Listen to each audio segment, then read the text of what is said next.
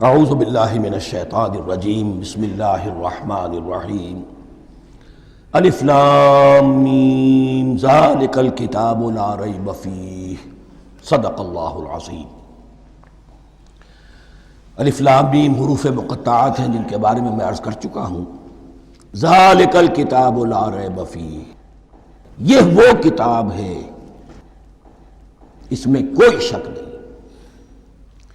الکتاب اس لیے کہا گیا ہے کہ قرآن مجید کی پیشین گوئیاں اور خوشخبریاں سابقہ کتابوں میں موجود تھیں، اور چونکہ اس سورہ مبارکہ میں اصل خطاب کا رخ جو ہے وہ ہے سابقہ امت مسلمہ کی طرف، تو ذالک کتاب نہیں کہا گیا، ذالک کتاب لا ریب فیہ نہیں، ذالک الکتاب یہ وہ کتاب ہے، کتاب موعود ہے جس کی پیشین گوئیاں تورات اور انجیل میں موجود تھیں۔ لا ریب فیہ، اس میں کوئی شک نہیں۔ حرف اورا ریب نئے، تبدیل نئے، یہی الفاظ آئے ہیں سورہ سجدہ کے شروع میں بھی، الف لام میم تنزیل الکتاب لا ریب فیہ رب العالمین، لا ریب فیہ من رب العالمین، فیہ ھدی للمتقین۔ فیہ دونوں طرف مل سکتا ہے، لا ریب فیہ اسے معانقہ کہتے ہیں، لا ریب فیہ پڑھیں گے تو ہدن سے شروع کر دیں گے، لا ریب پر ختم کر دیں گے تو فیہ ہدن للمتقین، یہ دونوں معنی درست ہوں گے۔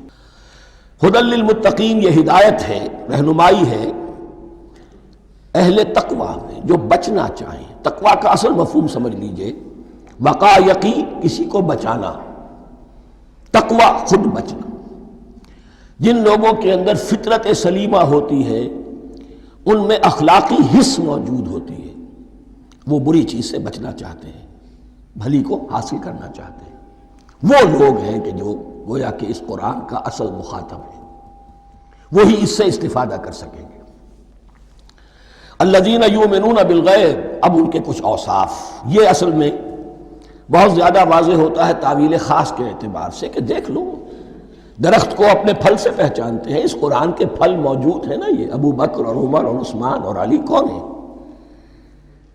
یہ جو مہاجرین آئے ہیں چل کر، مدینے والوں دیکھو یہ کون ہیں، ان کی شخصیتیں کیا ہیں، ان کا کردار کیا ہے، ان کے اوصاف کیا ہے، یہ کس درخت کے پھل ہیں، یہ اس بینہ کے پھل ہیں، یہ اس ذکرہ کے پھل ہیں۔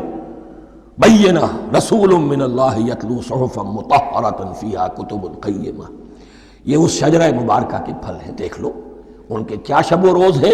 الذین یؤمنون بالغیب، جو غیب پر ایمان رکھتے ہیں۔ تعویل عام کے اعتبار سے اس کا بہت اہم مفہوم ہوگا، جو یہ طے کر لے کہ سوائے مادے کی دنیا کے مجھے اس سے آگے جانا ہی نہیں، unless I can verify۔ آپ کو معلوم ہے کہ میٹیریل جو حقائق ہے وہ تو آپ ویریفائی کر سکتے ہیں، آنکھ سے دیکھ سکتے ہیں، کان سے سن سکتے ہیں، ویریفائڈ ہے۔ جو یہ سمجھ لے گا کہ اس کے بیونڈ کچھ نہیں ہے، اس کے لیے قرآن میں کوئی ہدایت نہیں۔ ہدایت قرآنی کا نقطہ آغاز یہ ہے کہ انسان یہ سمجھ لے کہ جو اصل حقیقت ہے وہ مستور ہے، نگاہوں سے چھپی ہوئی ہے۔ سامنے جو کچھ نظر آ رہا ہے، ایک انگلستان کے بہت بڑے فلسفی کی کتاب کا عنوان ہے appearance and reality, reality and appearance, Bradley کی کتاب۔ اپیئرنس جو کچھ نظر آ رہا ہے یہ حقیقت نہیں، حقیقت اس کے پیچھے ہے۔ اور کنفیوشس کا ایک جملہ ہے جو بہت بڑا حکیم اور فلسفی تھا، چین کا بہت بڑا حکیم اور فلسفی، اور ہو سکتا ہے کہ نبی ہو، واللہ عالم، ہم کہہ نہیں سکتے۔ اس کی تعلیم بڑی اخلاقی تعلیم ہے، اور اس کا جملہ سنیے، یہ یؤمنون بالغیب کی اس سے زیادہ صحیح تشریح ممکن نہیں ہے۔ There are certain things, there's nothing more real than what cannot be seen. And there's nothing more certain than what cannot be heard. وہ حقائق جو آنکھوں سے نہیں دیکھے جا سکتے اور کانوں سے نہیں سنے جا سکتے، ان سے زیادہ یقینی اور واقعی حقائق اور کوئی نہیں۔ There's nothing more real than what cannot be seen. And there's nothing more certain than what cannot be heard. الذین یؤمنون بالغیب، وَيُقِيمُونَ الصَّلَاةَ، نماز قائم کرتے ہیں، وَمِمَّا رَزَقْنَاهُمْ يُنْفِقُونَ، اور جو کچھ ہم نے انہیں دیا ہے اس میں سے خرچ کرتے ہیں، خیر میں، بھلائی میں، نیکی میں، ابنائے نو کی حاجات کو رفع کرنے میں، لوگوں کی تکلیفیں دور کرنے میں، خود اللہ کے لیے، اللہ کی رضا جوئی کے لیے، اللہ کو قرض حسنہ دیتے ہوئے۔ والذین یؤمنون بما انزل الیک وما انزل من قبلک، اور وہ کہ جو ایمان رکھتے ہیں اس پر بھی جو آپ پر نازل کیا گیا ہے محمد صلی اللہ علیہ وسلم، اور اس پر بھی کہ جو آپ سے پہلے نازل کیا گیا۔ یہ بہت اہم الفاظ ہیں، اس لیے کہ عام طور پر آج کل ہمارے ہاں یہ خیال پھیلا ہوا ہے کہ یہ تورات اور انجیل کے پڑھنے کا کوئی فائدہ نہیں، کوئی ضرورت نہیں،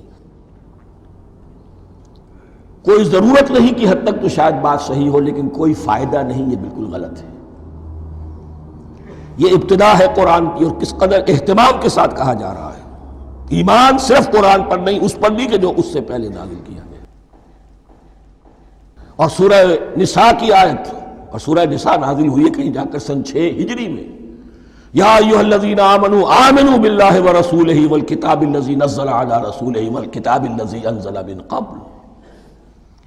تو اس سے ایمان جو ہے تورات پر اور انجیل پر اور زبور پر اور صحف ابراہیم پر، اجمالی ایمان کی جو اہمیت ہے اس کو اچھی طرح سمجھ لیجیے۔ البتہ یہ ہے کہ چونکہ ہم سمجھتے ہیں اور جانتے ہیں کہ ان کتابوں میں تحریف ہو گئی ہے، لہذا ان کتابوں کی کوئی شے قرآن پر حجت نہیں ہوگی، جو چیز قرآن سے ٹکرائے گی ہم اس کو رد کر دیں گے، ان کتابوں کی کسی شے کو دلیل کے طور پر نہیں لائیں گے۔ لیکن جہاں قرآن مجید کی کسی بات کی نفی نہ ہو رہی ہو تو بہت سے حقائق ہمیں ان کتابوں ہی سے ملتے ہیں۔ انبیاء کے مابین جو زمانی ترتیب ہے، کرونالوجیکل آرڈر جو ہے، وہ تو ہمیں تورات سے ملتا ہے، قرآن میں تو نہیں۔ قرآن میں کبھی حضرت نوح کا ذکر بعد میں ہے، حضرت موسیٰ کا پہلے، وہاں تو کسی اور پہلو سے ترتیب آتی ہے، لیکن وہاں ہمیں تاریخ ملتی ہے، ابراہیم کی، اسحاق کی، یعقوب کی، انبیاء بنی اسرائیل کی، موسیٰ کی، عیسیٰ کی، یہ ساری چیزیں۔ تو اس کی اہمیت جو ہے اس کو سمجھ لیجئے۔ والذین یؤمنون بما انزل الیک وما انزل من قبلک وبالآخرۃ ھم یوقنون، آخرت پر وہ یقین رکھتے ہیں۔ نوٹ کرنے والی بات کیا ہے کہ باقی سب چیزوں کے لیے لفظ ایمان آیا، آخرت کے لیے ایقان کیوں؟ واقعہ یہ ہے کہ انسان کے عمل کے اعتبار سے سب سے زیادہ مؤثر شے ایمان بالآخرہ ہے۔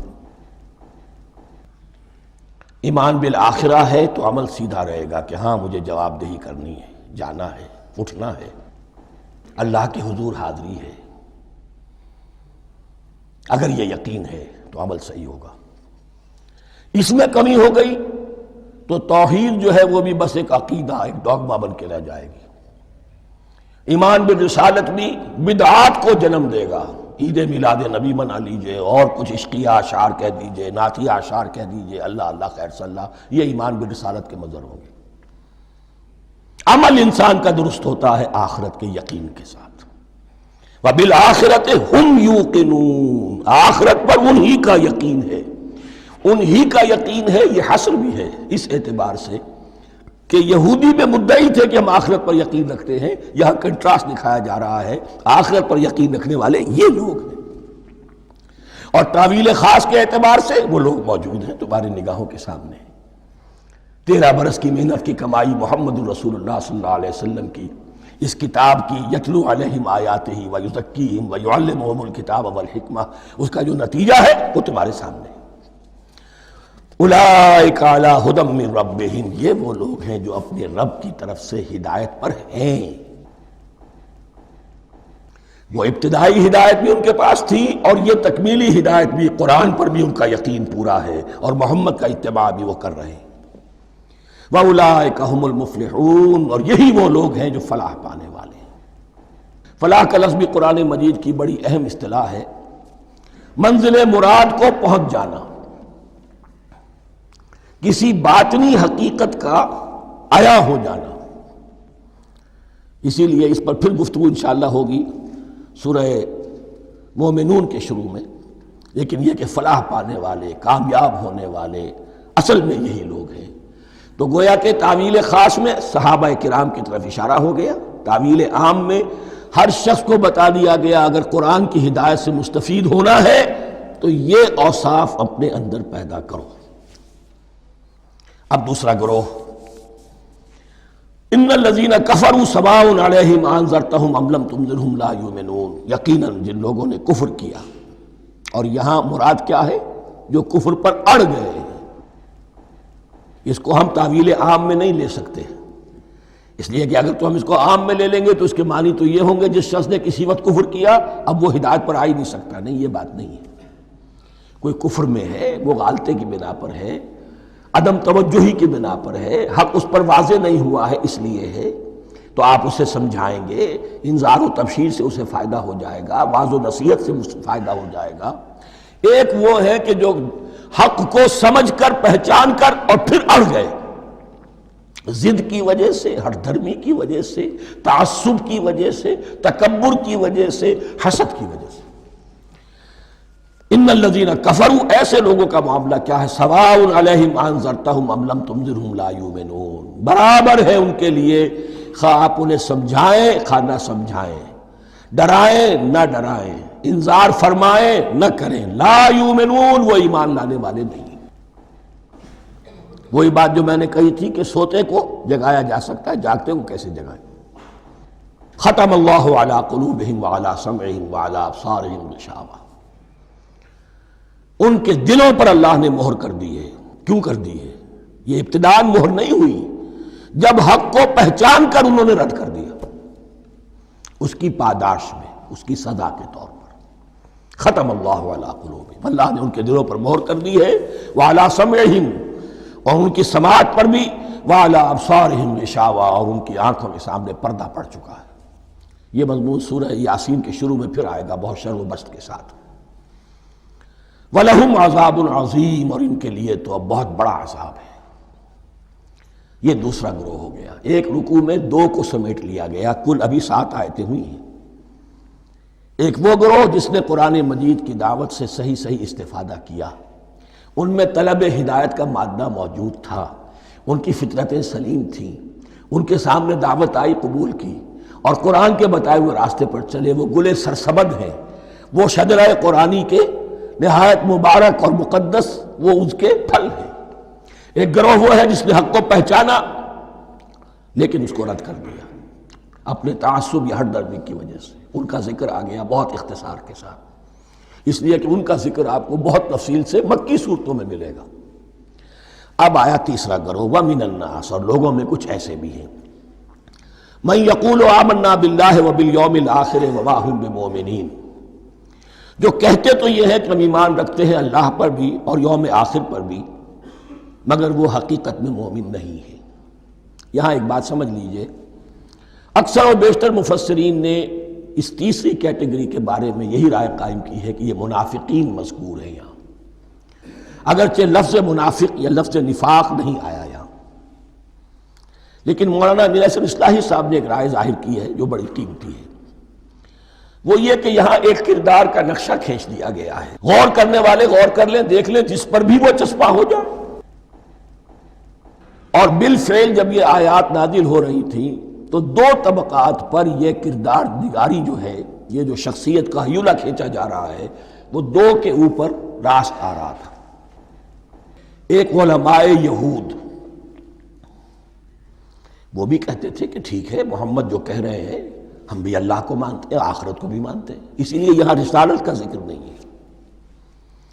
بھئی ہم محمد ہی کو نہیں مانتے نا صلی اللہ علیہ وسلم، باقی اگر 1.25 لاکھ نبی آئے ہیں تو باقی 1.25 لاکھ کو تو ہم مانتے ہیں، ایک محمد کو نہیں مانا، ایک عیسیٰ کو نہیں مانا، بس تو ہمیں بھی مانا جانا چاہیے کہ ہم بھی مسلمان ہیں۔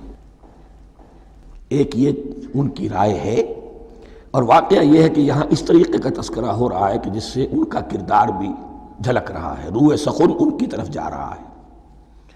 مجھے یاد ہے اپنی 10ویں جماعت کے زمانے میں دہلی میں نے دیکھا تھا کیناٹ سرکس، وہاں کا ایک بڑی مارکیٹ ہوتی تھی، تو جوتے کی ایک دکان پہ ایک بہت بڑا جوتا لٹکایا ہوا تھا، بہت بڑا، اور لکھا تھا free to home it fits, جس کے پاؤں میں یہ ٹھیک ٹھیک آ جائے وہ لے جائے اس کو.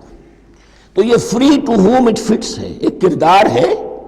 اب یہ کردار جس کے اوپر بھی فٹ بیٹھ جائے، ان میں یقیناً زیادہ تو غلبہ یہی ہے جو مفسرین کی رائے ہے، منافقین کا معاملہ جو ہو رہا ہے. لیکن یہ کردار بعین نہیں فٹ بیٹھ رہا ہے یہود کے علماء پر. اور یہ بھی نوٹ کر لیجئے کہ جو مدینہ منورہ میں نفاق کا جو پودا پروان چڑھا ہے، بلکہ پودا نہیں کہنا چاہیے، جھاڑ جھکاڑ جو پروان چڑھا ہے، وہ یہودیوں کے زیر اثر.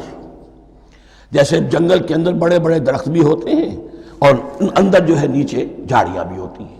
تو یہ نفاق کا جھاڑ جھکاڑ جو ہے وہ یہودی علماء کا جو پودا تھا اور بہت بڑا تھا، اس میں کوئی شک نہیں، اس کے سائے میں پروان چڑھا ہے. ان دونوں میں معنوی ربط بھی ہے. وَمِنَ النَّاسِ مَن يَقُولُ آمَنَّا بِاللَّهِ وَبِالْيَوْمِ الْآخِرِ وَمَا هُمْ بِمُؤْمِنِينَ. اور لوگوں میں سے کچھ ایسے بھی ہیں جو کہتے تو یہ ہے کہ ہم ایمان رکھتے ہیں اللہ پر اور یوم آخر پر، لیکن وہ مومن نہیں ہیں.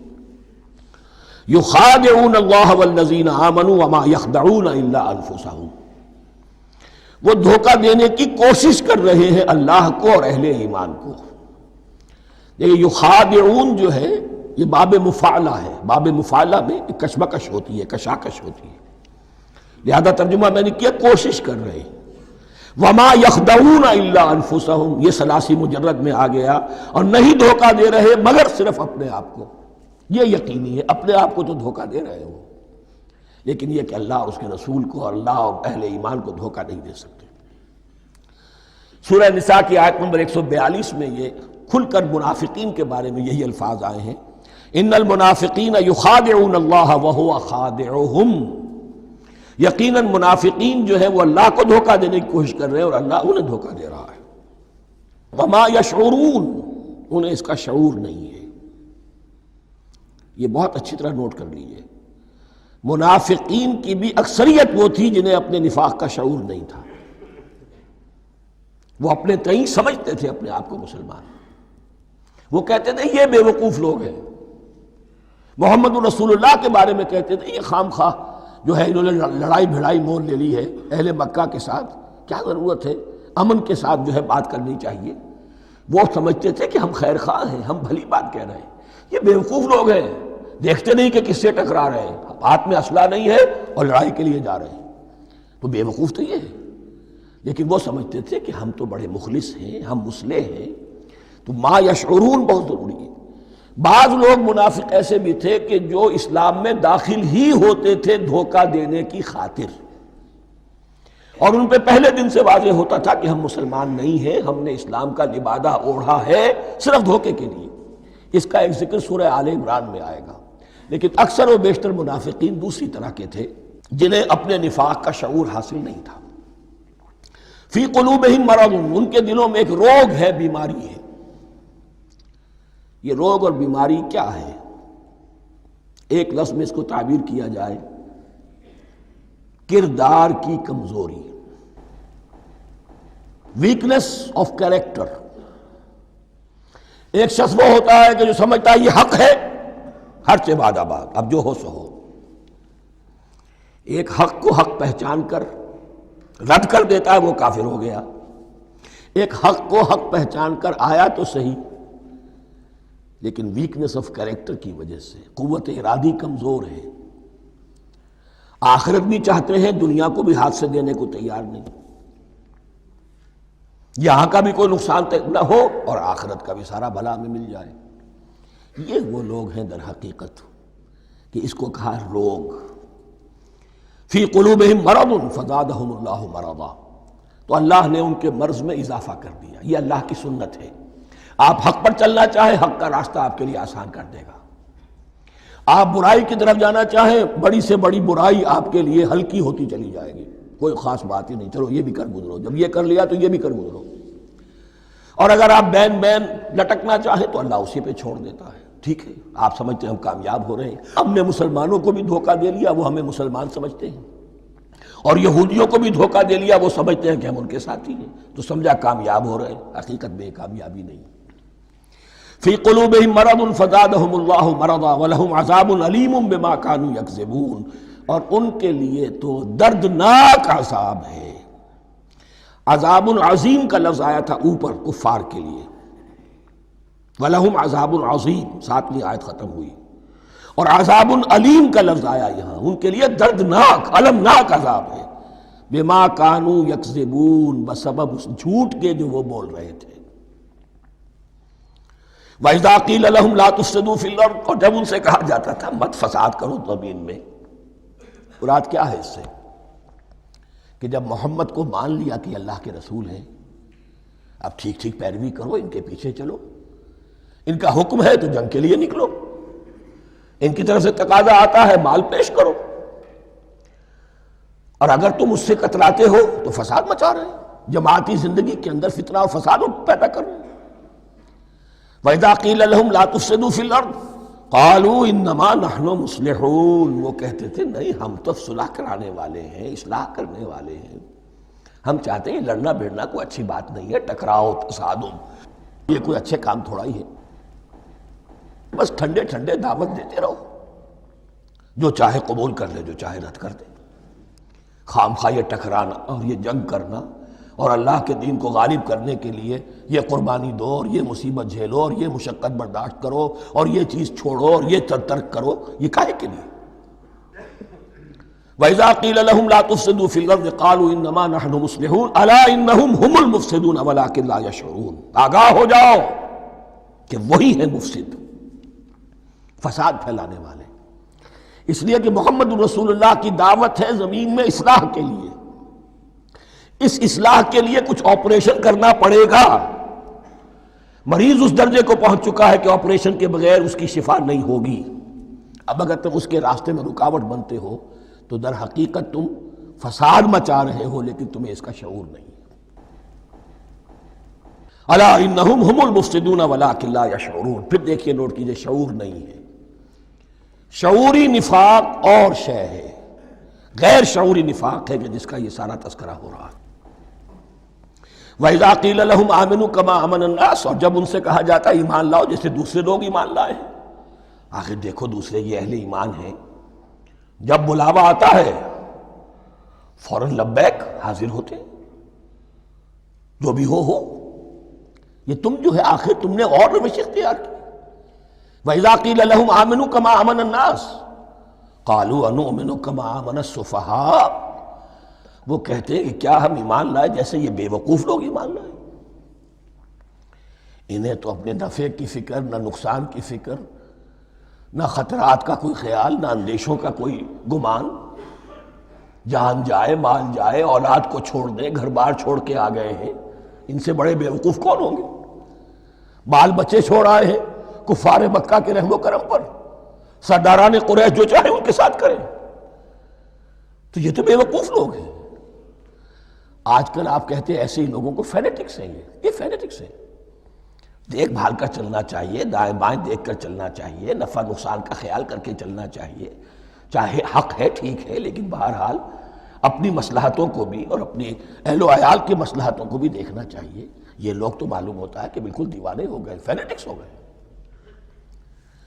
وَإِذَا قِيلَ لَهُمْ آمِنُوا كَمَا آمَنَ النَّاسُ قَالُوا أَنُؤْمِنُ كَمَا آمَنَ السُّفَهَاءُ أَلَا إِنَّهُمْ هُمُ السُّفَهَاءُ وَلَكِنْ لَا يَعْلَمُونَ، آگاہ ہو جاؤ کہ وہی بے وقوف ہیں لیکن انہیں علم نہیں ہے۔ وہ صادق الایمان جو ایمان کی ہر تقاضے کو پورا کرنے کے لیے ہر وقت حاضر ہیں، ان سے بڑا عقل مند کوئی نہیں، ان سے بڑا سمجھدار کوئی نہیں، انہوں نے یہ جان لیا ہے کہ اصل زندگی آخرت کی زندگی ہے، یہ نہیں ہے، یہ تو عارضی ہے، کل نہیں آج ختم ہو جائے، آج نہیں ابھی ختم ہو جائے، کیا فرق پڑے گا؟ جانا تو ہے، اب نہیں تو کل، کل نہیں تو پرسوں، جانا تو ہے، تو عقل تو ان کے اندر ہے۔ الا انہم ہم السفہاء ولکن لا یعلمون واذا لقوا الذین آمنوا قالوا آمنا، اور جب یہ ملتے ہیں ان سے جو اہل ایمان ہیں تو کہتے ہیں ہم بھی ایمان رکھتے ہیں۔ اب یہ ان دونوں پر آئے گا، عام جو یہودی تھے وہ بھی کہتے تھے کہ ہم بھی تو آخر اللہ کو مانتے ہیں، آخرت کو مانتے ہیں، اور منافق تو تھے ہی جو رسول کو بھی مانتے تھے۔ وَإِذَا خَلَوْا إِلَىٰ شَيَاطِينِهِمْ، اور جب یہ اپنے شیطانوں کے پاس خلوت میں ہوتے ہیں، اور یہاں شیاطین سے مراد ہیں اہل کتاب یہود کے علماء، ان کے سردار، یا عبداللہ ابن ابی جو منافقین مدینہ کا سردار تھا، اگر وہ کبھی ملامت کرتا تھا، دیکھو تم تو معلوم ہوتا ہے بالکل مسلمانوں میں شامل ہی ہو گئے پوری طرح سے، تمہیں کیا ہو گیا، تم ہر بات مان رہے ہو۔ اب انہیں یہ کچھ نہ کچھ اپنی وفاداری کا یقین دلانے کے لیے کہنا پڑتا تھا، نہیں ہم انہیں بیوقوف بنا رہے ہیں، ہم ان سے ذرا تمسخر کر رہے ہیں، ہم ہیں آپ کے ساتھ ہی، آپ فکر نہ کریں۔ اسی لیے یہ دو منہ ہونا، نفق کہتے ہیں سرنگ کو جس کے دو دروازے ہوتے ہیں، باقی زیر زمین ہے۔ نافقہ گوہ کا بل ہے کہ دو دروازے رکھتا ہے، دو اس کے منہ رکھتا ہے کہ ادھر سے اگر کتا داخل ہو جائے شکار کے لیے تو ادھر سے نکل بھاگے، ادھر سے آئے تو ادھر سے نکل بھاگے۔ تو دو منہ انسان، یہ در حقیقت جس کو پھر سورہ نساء میں کہا گیا لا الہ الا ولا الہ الا، نہ ادھر کے ہیں نہ ادھر کے، مذبذبین بین ذالک، اس کے درمیان مذبذب ہو کر رہ گئے۔ یہ شیطان کا لفظ یہاں سمجھ لیجئے کہ اس کے دو رائے ہیں کہ یہ شطنہ سے بنا ہے یا شات سے بنا ہے، شین الف توئے یا شین تو نون۔ شطنہ کے معنی تباعدا، کو بہت دور ہو گیا، دور ہو گیا، شیطان سے مراد جو اللہ کی رحمت سے بہت دور ہو گیا۔ اور شاتا یشیتو کے معنی ہے احترق غضبا وحسدا، کوئی شخص غصے اور حسد کے اندر جل رہا ہو، وہ شاتا یشیتو ہے۔ اس سے فعلان کے وزن پر، رحمان کے وزن پر، غضبان کے وزن پر شیطان، یعنی وہ کہ جو حسد اور غضب کی آگ میں جل رہا ہے۔ تو یہ ایک تو شیطان وہ ہے کہ جو جنات میں سے ہے، جس کا نام عزازیل تھا پہلے، اب ہم اسے ابلیس کے نام سے جانتے ہیں، وہ ایک شیطان ہے، جنی ہے۔ پھر یہ کہ جو بھی اس کے پیروکار ہیں دنیا میں انسانوں میں سے ہوں یا جنات میں سے ہوں، وہ بھی شیاطین ہیں۔ اسی طرح اہل کفر، اہل زیغ کے جو بڑے بڑے سردار ہوتے ہیں، ان کو بھی شیطان سے تعبیر کیا گیا۔ وَإِذَا خَلَوْا إِلَىٰ شَيَاطِينِهِمْ قَالُوا إِنَّا مَعَكُمْ، اور جب وہ خلوت میں ہوتے ہیں، علیحدگی میں ہوتے ہیں اپنے شیاطین کے پاس، سرداروں کے پاس، کہتے ہیں ہم تو آپ کے ساتھ ہیں، انما نحن مستہزئون، یہ تو ہم ان مسلمانوں کو بیوقوف بنا رہے ہیں، ان سے استہزاء کر رہے ہیں، تمسخر کر رہے ہیں۔ ہم تمسخر میں کہہ دیتے ہیں کہ ہم بھی آپ کے ساتھ ہیں، آمنا۔ اللہ یستہزئ بہم ویمدہم فی طغیانہم یعمہون، حقیقت کیا ہے کہ اللہ ان کا مذاق اڑا رہا ہے اور ان کو ڈھیل دے رہا ہے کہ وہ اپنے عقل کے اندھے پن میں بڑھتے چلے جائیں۔ اللہ تعالیٰ جیسا میں نے عرض کیا رسی دراز کرتا ہے، کوئی شخص غلط راستے پر جانا ہے تو جاؤ بھائی، فوراً تو نہیں پکڑتا، اگر فوراً پکڑ لے تو سیدھا ہو جائے گا، چلتے جائے، جہاں جانا چاہتے ہو جاؤ۔ تو ان کو بھی رسی دراز کر رہا ہے اللہ، لیکن یہ کہ اللہ یستہزئ بہم، یہ سمجھتے ہیں کہ مسلمانوں کا مذاق اڑا رہے ہیں، اصل میں مذاق ان کا اڑ رہا ہے اللہ کے نزدیک۔ وَيَمُدُّهُمْ فِي طُغْيَانِهِمْ يَعْمَهُونَ، اب یہاں ذرا نوٹ کر لیجئے، یہ دو لفظ آئیں گے، عین میم اور ہا، امہ ہے کے ساتھ، ایک ہے عین میم اور یا، امج، تو عین اور میم تو مشترک ہے یا آخر میں فرق ہوگا، عین میم اور ہا ہوگا، اس کے معنی عقل کا اندھا، دل کا اندھا، آنکھیں تو ہے لیکن دل کا اندھا ہے، عقل کا اندھا ہے۔ اور عین میم یا جو آنکھوں کا اندھا ہو، عمیٌ اندھے، اعمیٰ اندھا۔ تو یہاں فرمایا انا معکم انما نحن مستہزئون، اللہ یستہزئ بہم ویمدہم فی طغیانہم یعمہون، اللہ ان کو اس جو ان کی عقل کے اندھے پن میں جو یہ بڑھتے چلے جا رہے ہیں، اللہ بھی ان کی رسی دراز کر رہا ہے تاکہ یہ جہاں تک جانا چاہتے چلے جائیں۔ اولئک الذین اشتروا الضلالۃ بالہدی، یہ وہ لوگ ہیں کہ جنہوں نے ہدایت کے عوض گمراہی خرید لی ہے۔ دیکھیے بڑا پیارا انداز ہے یہ، ایک شخص کے سامنے دونوں آپشنز تھے، ایک نے گمراہی کو چھوڑا، ہدایت لے لی، چاہے قیمت دینی پڑی، تکلیفیں اٹھانی پڑی، آزمائشوں میں سے گزرنا پڑا، قربانیاں دینی پڑی، ہدایت لی۔ اور ایک شخص نے ہدایت دے کر گمراہی لے لی ہے، آسانی تو ہو گئی، فوری تکلیف سے تو بچ گئے، لا الہ الا ولا الہ الا، دونوں طرف سے اپنے آپ کو بچا لیا۔ لیکن حقیقت میں سب سے زیادہ گھاٹے کا سودا یہی ہے، اولئک الذین اشتروا الضلالۃ بالہدی، ہدایت دے کر اور ضلالت خرید لی ہے، فما ربحت تجارتہم، تو ان کی تجارت ان کے حق میں ہرگز مفید نہیں ہوئی۔ اب یہاں بھی دیکھیے، را با اور ہے ہا، ربحا، اس کے معنی نفع، صحیح نفع، جائز نفع۔ را با اور وا ربا وہ سود، وہ بھی اضافہ ہے، وہ بھی بڑھوتری ہے، لیکن وہ حرام ہے۔ ایک ہے تجارت کے اندر جو نفع ہو جائے وہ ربح ہے، را با اور ہا یہ نفع ہے جو جائز نفع ہے۔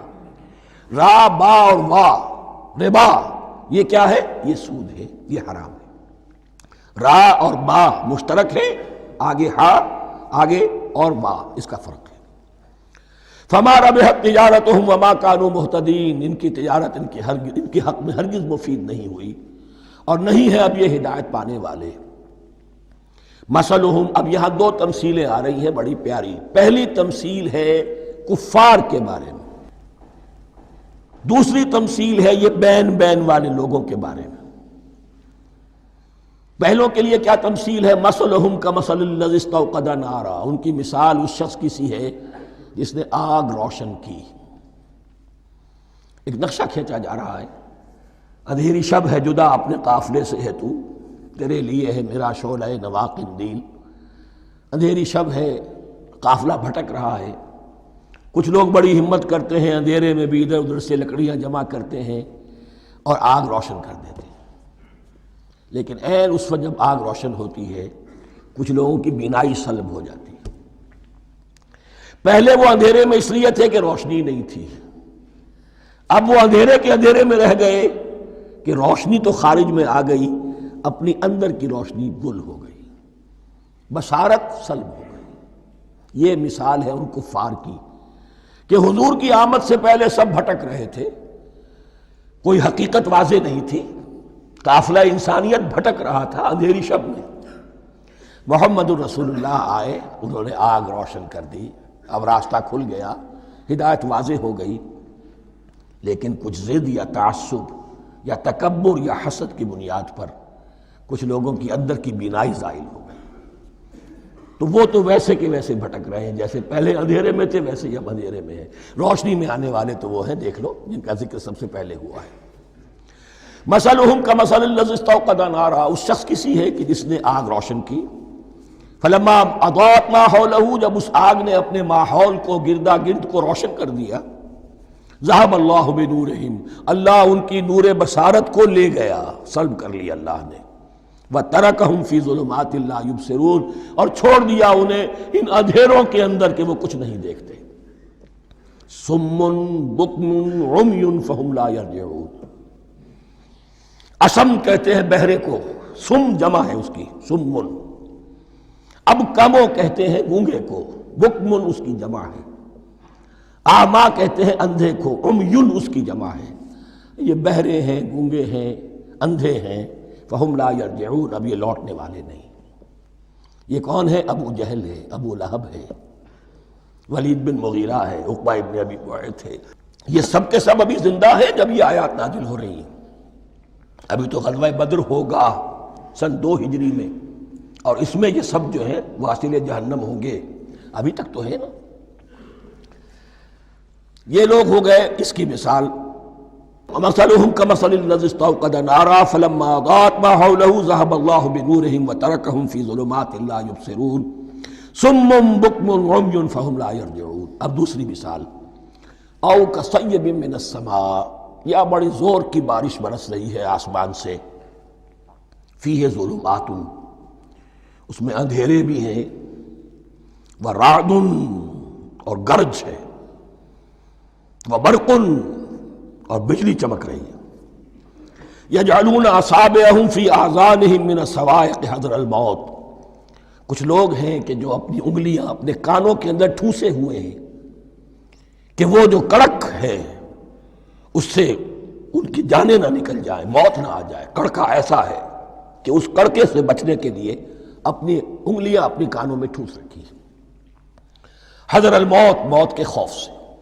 واللہ محیط بالکافرین، اللہ ایسے کافروں کا احاطہ کیے ہوئے ہیں، بچ کر کہاں جائیں گے۔ یکاد البرق یخطف ابصارہم، قریب ہے کہ بجلی ان کی نگاہوں کو لے جائے، ان کی بینائی کو سلب کر لے۔ کلما اضاء لہم، لیکن ہوتا کیا ہے، جب ذرا روشنی ہوئی تو چل لیے، مشوا فیہ، بجلی چمکی، کچھ نظر آ گیا دائیں بائیں تو کچھ تھوڑا سا چل لیے۔ وَإِذَا أَظْلَمَ عَلَيْهِمْ، اور جب تاریکی ان پر طاری ہو گئی، قاموا، کھڑے کے کھڑے رہ گئے۔ یہ نقشہ ہے ان کا کہ ایک طرف بارش ہو رہی ہے، قرآن مجید ہے، آسمان سے نازل ہو رہا ہے، یہ ماہ مبارکہ ہے، یہ کتاب مبارکن ہے، لیکن یہ کہ اس کے ساتھ کڑکے ہیں، گرج ہے، کفر سے مقابلہ ہے، کفر کی طرف سے دھمکیاں ہیں، اندیشے ہیں، خطرات ہیں، امتحانات ہیں، آزمائشیں ہیں۔ ذرا کہیں حالات کچھ بہتر ہوئے، کچھ جسے بریدنگ سپیس کہتے ہیں ملی، تو تھوڑا سا چل لیے، ہم بھی مسلمان ہیں، کوئی خاص موقع نہیں ہے، کسی جنگ کے لیے بلایا نہیں جا رہا ہے، تو بڑھ چڑھ کے باتیں کر رہے ہیں، اپنے ایمان کا اظہار بھی کر رہے ہیں۔ جیسے ہی کوئی آزمائش آئی، قاموا، ٹھٹک کر کھڑے کے کھڑے رہ گئے۔ وَلَوْ شَاءَ اللَّهُ لَذَهَبَ بِسَمْعِهِمْ وَأَبْصَارِهِمْ، اللہ چاہتا تو ان کی سماعت اور بصارت کو بھی سلب کر لیتا، لیکن اللہ کا قانون یہی ہے، جو جہاں رہنا چاہے اس نے آزادی ارادہ دی ہے انسان کو۔ تم اگر مومن صادق بن کر رہنا چاہتے ہو، اس کو آسان کر دے گا تمہارے لیے۔ تم نے اپنے تعصب کی وجہ سے، اپنے تکبر کی وجہ سے کفر کا راستہ اختیار کیا، اللہ اسی کو کھول دے گا۔ تم بیچ میں لٹکنا چاہتے ہو، لٹکتے رہو، اللہ تعالیٰ جو ہے جبراً کسی کو نہ حق پہ لائے گا، نہ جبراً کسی کو باطل پر لے کر جائے گا، اس لیے کہ جبر اگر ہو تو پھر امتحان کا معاملہ ختم، پھر جزا و سزا بیکار ہے، غیر منطقی ہے، غیر معقول ہے۔ ان اللہ علی کل شیء قدیر، یقیناً اللہ تعالیٰ ہر چیز پر قادر ہے۔ یہ دو رکوع اس اعتبار سے کہ انسانی شخصیتوں کا سمجھنا،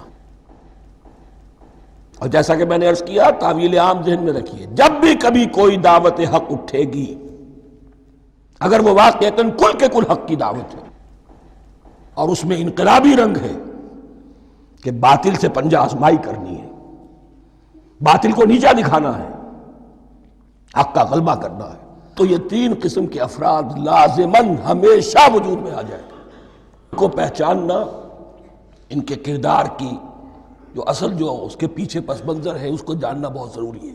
اب جو تیسرا رکوع آ رہا ہے سورہ بقرہ کا، اس میں قرآن کی دعوت کا خلاصہ ہے۔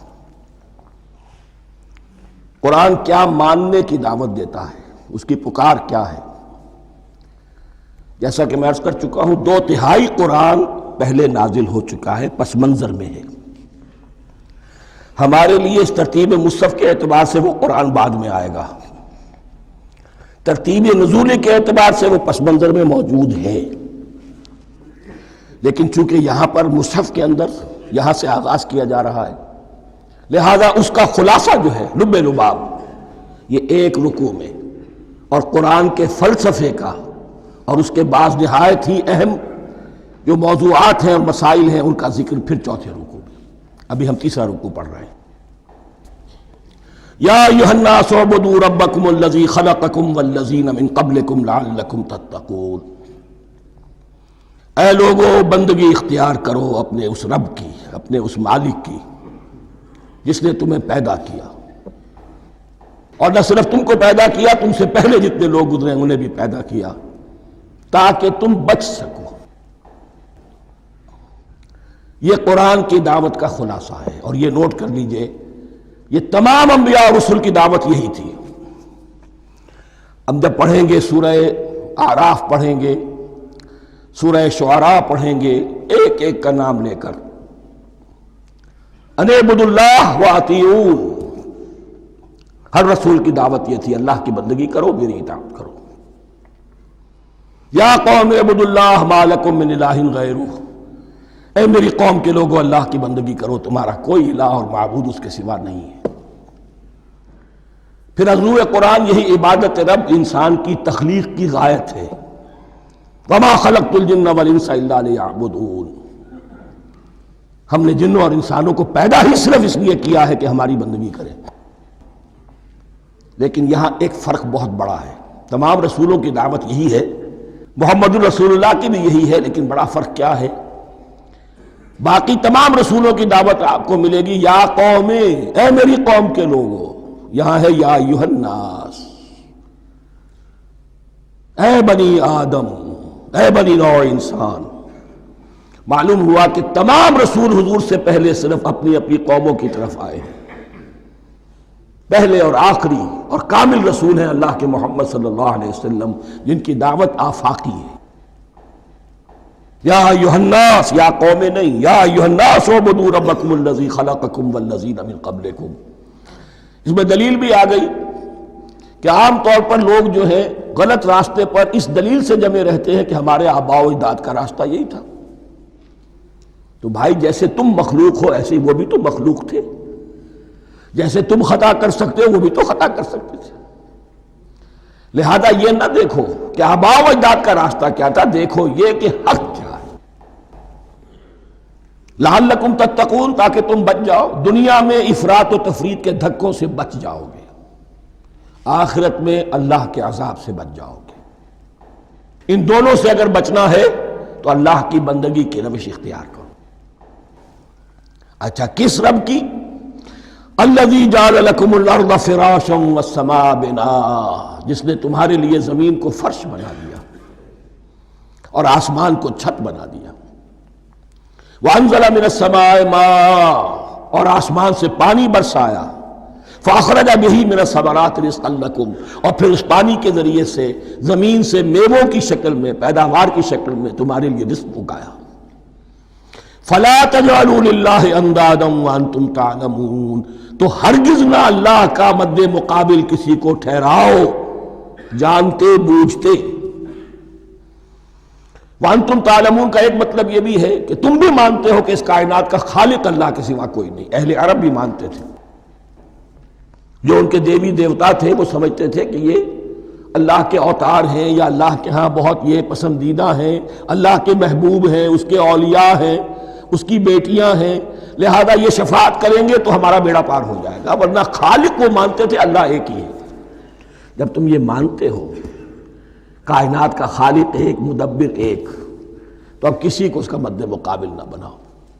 انداد ند کی جمع ہے، لا ضد لہ ولا ند لہ، اللہ کا کوئی مد مقابل نہیں.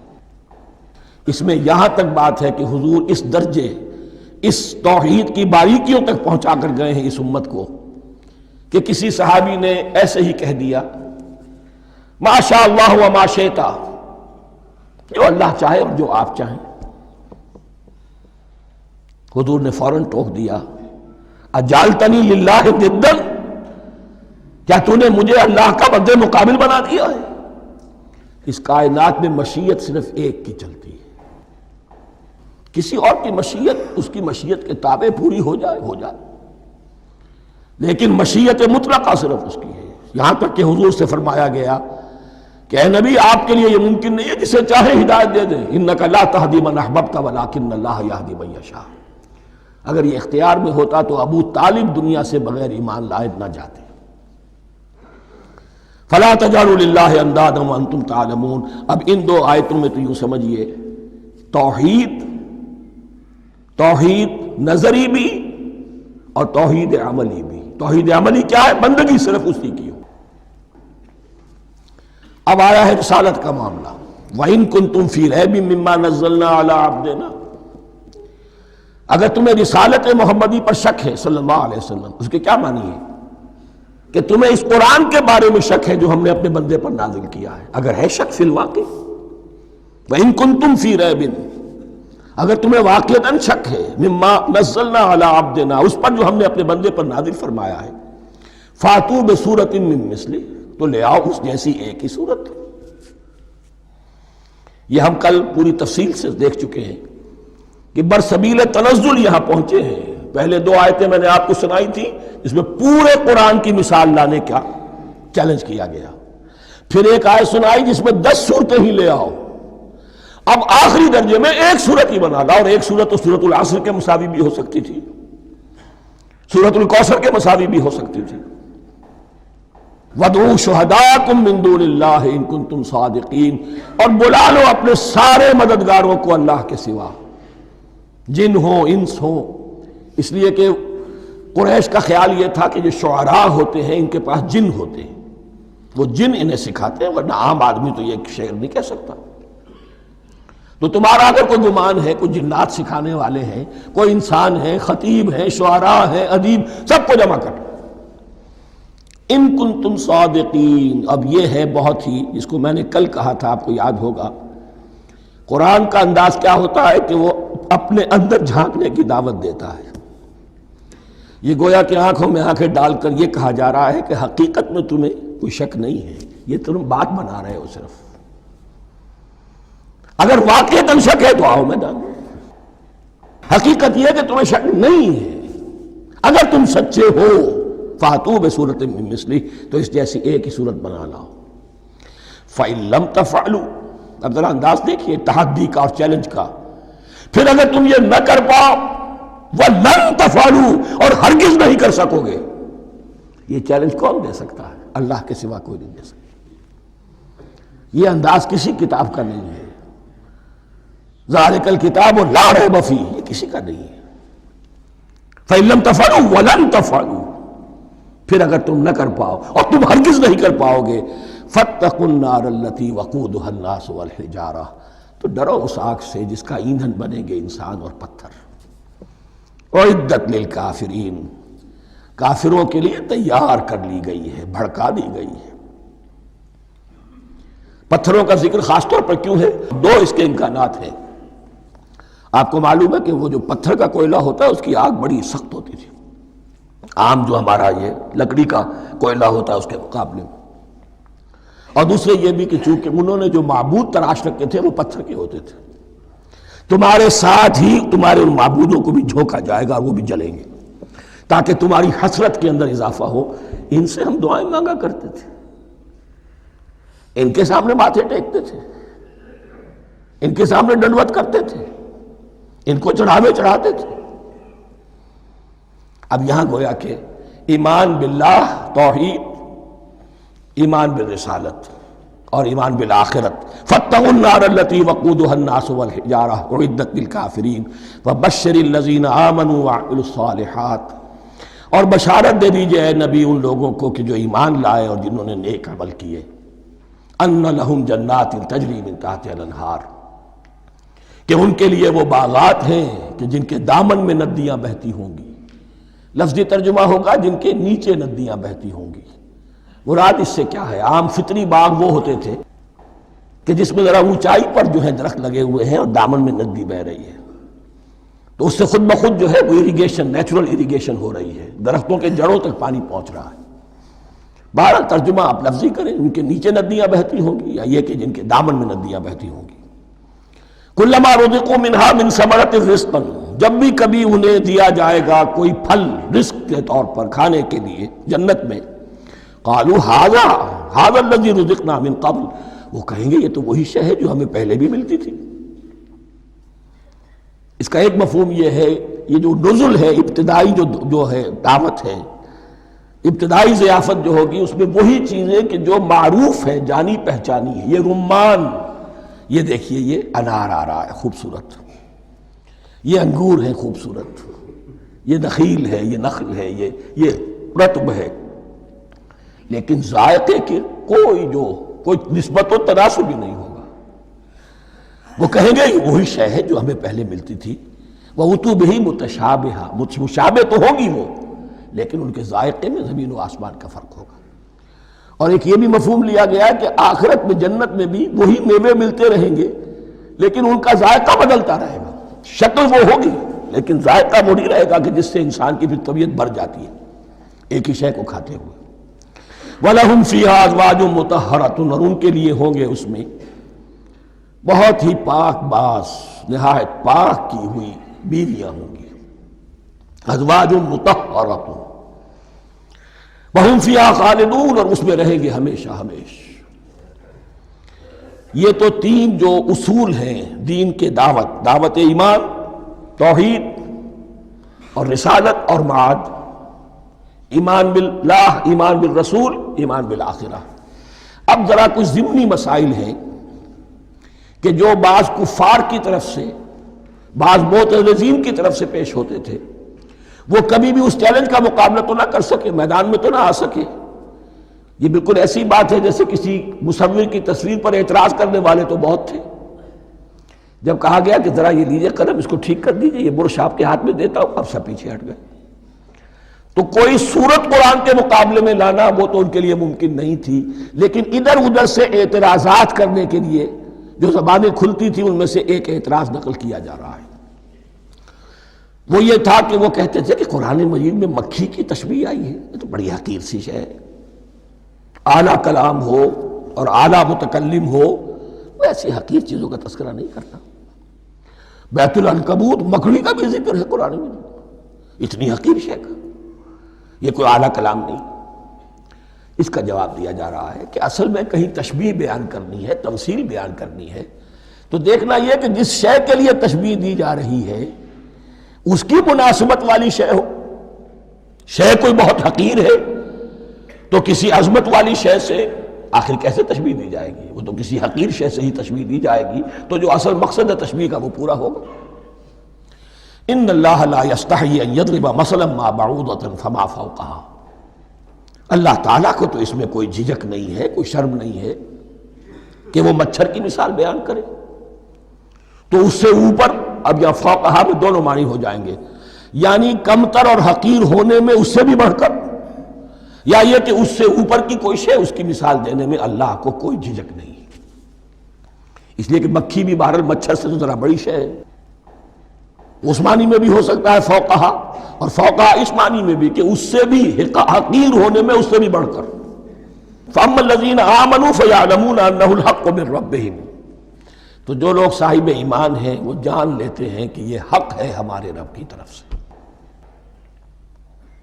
وَأَمَّا الَّذِينَ كَفَرُوا، اور جنہوں نے کفر کیا ہے، فَيَقُولُونَ مَاذَا أَرَادَ اللَّهُ بِهَذَا مَثَلًا، یہ کیا مثال اللہ نے دی، کیا ارادہ ہوا اللہ کا اس مثال کے ذریعے سے؟ ناک بھوں چڑھا رہے ہیں، اعتراض کر رہے ہیں۔ اب جو آ رہا ہے اگلا جملہ وہ ہے بہت اہم، یضل بہ کثیرا ویہدی بہ کثیرا، اسی کے ذریعے سے اللہ بہتوں کو ہدایت دیتا ہے اور اسی کے ذریعے سے بہتوں کو گمراہ کرتا۔ معلوم ہوا کہ ہدایت اور گمراہی اور ہدایت اور ضلالت انسان کی سبجیکٹو کنڈیشن کے اوپر دار و مدار ہے اس کا۔ آپ کے دل میں خیر ہے، بھلائی ہے، نیت صحیح ہے، طلب ہدایت، طلب علم، اس میں آپ سچے ہیں، آپ کو ہدایت مل جائے گی۔ دل میں زیغ ہے، کجی ہے، نیت میں ٹیڑھ ہے، فساد ہے، تو اسی کے ذریعے سے اللہ آپ کی گمراہی میں اضافہ کر دے گا۔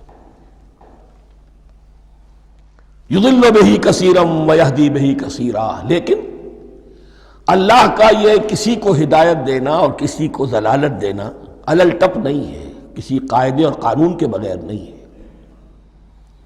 وما یضل بہ الا الفاسقین، نہیں گمراہ کرتا وہ اس کے ذریعے سے مگر صرف سرکش لوگوں کو، جن میں سرکشی ہے، تعلی ہے، تکبر ہے، اور ان کے اوصاف کیا ہے؟ الذین ینقضون عہد اللہ من بعد میثاقہ، جو توڑ دیتے ہیں اللہ کے ساتھ کیے ہوئے عہد کو۔ اور سب سے بڑا عہد یہ سورہ اعراف میں چل کر آئے گا، عہد الست۔ عالم ارواح میں ہم عہد الست کر کے آئے، الست بربکم قالوا بلا، کیا میں ہی نہیں ہوں تمہارا رب؟ تمام ارواح نے، میں بھی تھا، آپ بھی تھے، سب تھے، کل انسان، جتنے انسان دنیا میں آج تک آ چکے ہیں وہ بھی تھے، اور جو آنے ہیں ابھی قیامت تک وہ بھی تھے، لیکن تھے صرف ارواح کی شکل میں، جسم نہیں تھے۔ اور یہ میں آپ کو بتا چکا ہوں، مکمل وجود ہے انسان کا روحانی وجود۔ اولاً تخلیق اس کی ہوئی تھی، اسی سے آگے چل کر ایک بہت فلسفے کا بہت گہرا مضمون آ رہا ہے آگے چل کر۔ وہ جو عہد الست الست بربکم قالوا بلا، انہوں نے اس عہد کو توڑا، اللہ کو اپنا مالک اور خالق اور اپنا حاکم جاننے کی بجائے خود حاکم بن کر بیٹھ گئے۔ الیس لی ملک مصر، کیا مصر کی بادشاہی میری نہیں ہے؟ I am the sovereign, we are sovereign, popular sovereignty, بغاوت، سرکشی، فاسق۔ وما يضل به الا الفاسقين الذين ينقضون عهد الله من بعد ميثاقه ويقطعون ما امر الله به ان يوصل، اور کاٹتے ہیں وہ چیز جسے اللہ نے جوڑنے کا حکم دیا ہے۔ اللہ نے صلہ رحمی کا حکم دیا ہے، یہ قطع رحمی کرتے ہیں۔ مال کی طلب میں، بھائی بھائی کو ختم کرتا ہے اس کے مال کو ہتھیانے کے لیے، اپنی ذاتی اغراض کے لیے تمام اخلاقی حدود جو ہے انسان پس و پیش ڈال دیتا ہے، اپنا تکبر، اپنے لیے تعلی۔ الذین، آپ دیکھیے نوٹ کیجئے، اس میں ہماری شریعت کا فلسفہ یہ ہے، ایک تعلق ہے اللہ کا بندے کے ساتھ، حقوق اللہ، ایک ہے بندوں کا بندوں کے ساتھ، حقوق العباد۔ اللہ کا حق کیا ہے؟ اسے حاکم اور مالک، اور حاکم سمجھو، الملک سمجھو، خود اس کے بندے بنو۔ انسانوں کا حق کیا ہے؟ کونوا عباد اللہ اخوانا، سب آپس میں بھائی بھائی اللہ کے بندے بن جاؤ۔ اور اس میں سب سے اہم ترین رحمی رشتہ ہے، سگے بھائی بہنیں، پھر دادی کے اوپر جا کر وہ کزنز آ جائیں گے، پر دادی پر جا کر اور جمع ہو جائیں گے، یہاں تک کہ آدم و حوا پر تمام انسان جمع ہو جائیں گے۔ تو رحمی رشتے کی بڑی اہمیت ہے۔ تو وہ فاسقین کے جو توڑتے ہیں اللہ کے عہد کو، اس کو مضبوطی سے باندھنے کے بعد، وَيَقْطَعُونَ مَا أَمَرَ اللَّهُ بِهِ أَن يُوصَلَ وَيُفْسِدُونَ فِي الْأَرْضِ، انہی دونوں چیزوں کے نتیجے میں زمین میں فساد پیدا ہوتا ہے، یا اللہ کی اطاعت سے باغی ہو گئے، اور یا آپس میں ایک دوسرے کی گردنیں کاٹنے لگے۔ اولئک ھم الخاسرون، یہی لوگ ہیں جو بالآخر خسارے میں، آخری اور دائمی خسارے میں رہنے والے ہیں۔ کیف تکفرون باللہ وکنتم امواتا، تم کیسے کفر کرتے ہو اللہ کا؟ بڑا پیارا انداز ہے۔ وکنتم امواتا، تم مردہ تھے، فاحیاکم، تمہیں زندہ کیا، ثم یمیتکم، پھر تمہیں مارے گا، ثم یحییکم، پھر جلائے گا، ثم الیہ ترجعون، پھر تم اس کی طرف لوٹ جاؤ گے، لوٹا دیے جاؤ گے۔ یہاں وہ بات آ گئی جو آج نگاہوں سے بالکل اوجھل ہو چکی ہے۔ یہ ہم دنیا میں آنے سے پہلے مردہ تھے، کیا مانی؟ یہ مضمون آ کر اصل میں سورہ غافر یا سورہ مومن میں چل کر اس کی پوری وضاحت ہوگی، لیکن چونکہ یہاں تذکرہ ہو چکا ہے عہد الست کا، ہماری پہلی تخلیق ہوئی عالم ارواح میں، ارواح کی صورت میں، پھر ہمیں سلا دیا گیا، وہ ہماری پہلی موت تھی۔ مردہ جو ہے معدوم نہیں ہوتا، مردہ ہوتا ہے، بے جان ہوتا ہے، سویا ہوا ہوتا ہے، اور موت کو اور نیند کو تشبیہ دی گئی ہے۔ پھر ہمیں اس جسد کے ساتھ یہاں زندہ کیا گیا، پھر موت طاری ہوگی، پھر ہمیں زندہ کیا جائے گا۔ یہ آیت جیسا کہ میں نے عرض کیا بہت بڑی اور بڑی گہری حکمت اور فلسفہ قرآن کی آیت ہے۔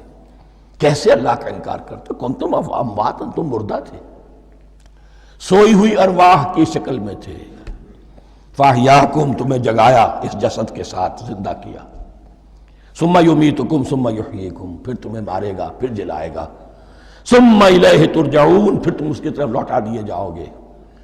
اور اب اس کے بعد جو آخری آیت ہے، هو الذی خلق لکم ما فی الارض جمیعا، اس نے تمہارے لیے بنایا ہے جو کچھ بھی زمین میں ہے۔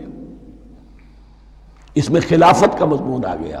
حدیث میں آتا ہے انما الدنیا خلقت لکم وانتم خلقتم للآخرہ، یہ دنیا تمہارے لیے بنائی گئی ہے، تم آخرت کے لیے بنائے گئے ہو۔ هو الذی خلق لکم ما فی الارض جمیعا، اس لیے کہ اگلی آیت پھر آ رہی ہے خلافت کی آیت۔ سارا کچھ زمین میں یہ بستر جو بچھایا اور یہ کائنات کو، زمین کو سجایا تمہاری خلافت کے لیے۔ ثم استوى الى السماء فسواهن سبع سماوات، پھر وہ متوجہ ہوا آسمانوں کی طرف اور انہیں 7 آسمانوں کی شکل میں بنا دیا۔ جیسا کہ میں کل عرض کر چکا ہوں، یہ تاحال ابھی یہ آیات متشابہات میں سے ہے۔ 7 آسمانوں کی کیا حقیقت ہے ہم اس سے ابھی پورے طور سے واقف نہیں۔ وَهُوَ بِكُلِّ شَيْءٍ عَلِيمٌ، اور اسے ہر شے کا علم حقیقی حاصل ہے۔ بارک اللہ لی ولکم فی القرآن العظیم ونفعنی وإیاکم بالآیات والذکر الحکیم۔